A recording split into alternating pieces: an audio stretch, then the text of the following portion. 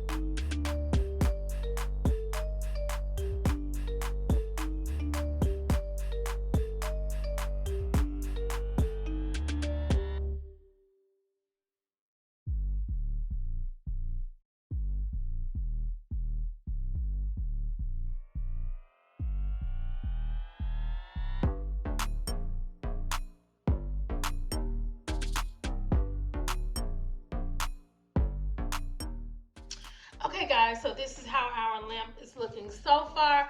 Let's work on our lampshade. Okay guys, so I decided to use this lamp and this lampshade instead of the other one because it's bigger. So all I'm gonna do is take some of this diamond wrap, and I'm gonna go around the edges of it.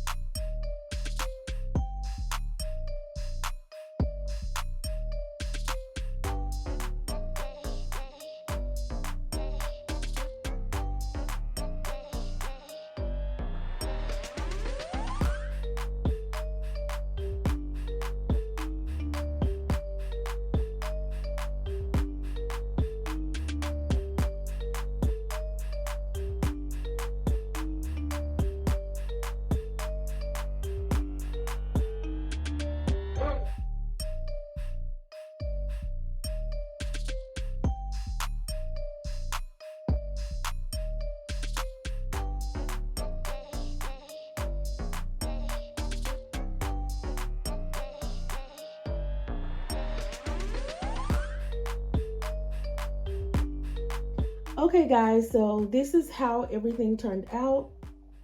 I'm loving this gold mirror tile, y'all. It is so pretty. I love this tile. So guys, I hope you like what you see.